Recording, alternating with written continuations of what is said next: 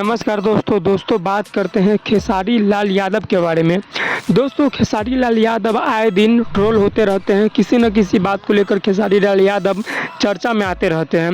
दोस्तों इस बार खेसारी लाल यादव चर्चा में तो आए हैं, लेकिन यह अच्छे काम के लिए नहीं बल्कि बहुत ही बुरे काम को लेकर चर्चा में आए हैं।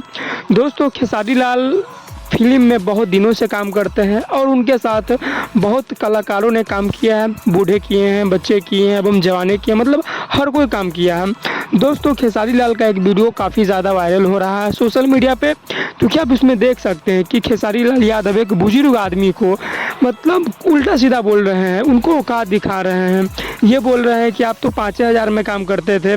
भाई साहब वो ज़माना था जब इंसान 5,000 में तो छोड़िए 1,000 100 में काम करने के लिए तैयार हो जाता था।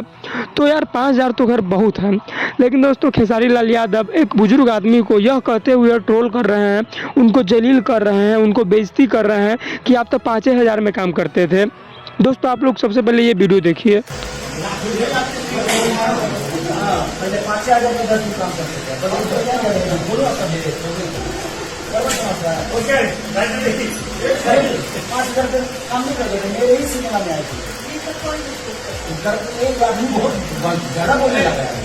मुझे आशा है कि आप लोगों ने ये वीडियो देख लिया होगा, लेकिन दोस्तों आप अपने दिल पे हाथ रखें, एक सवाल पूछिएगा अपने दिल से कि क्या जो खेसारी लाल यादव किए हैं क्या यह सही किए हैं।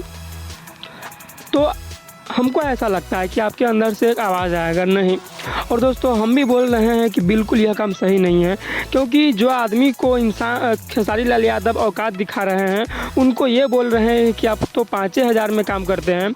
हम लिख के देते हैं कि वह इनके पिता के एज के होंगे और उनको ये जलील कर रहे हैं, बेइज्जती कर रहे हैं, बेइज्जत कर रहे हैं सबके सामने, जो कि गलत है। क्योंकि दोस्तों खेसारी लाल यादव एक छोटे कलाकार नहीं बल्कि बहुत ही बड़े कलाकार हैं, और इतने बड़े कलाकार होकर ये सब काम करना खेसारी लाल यादव को शोभा बिल्कुल नहीं देता है।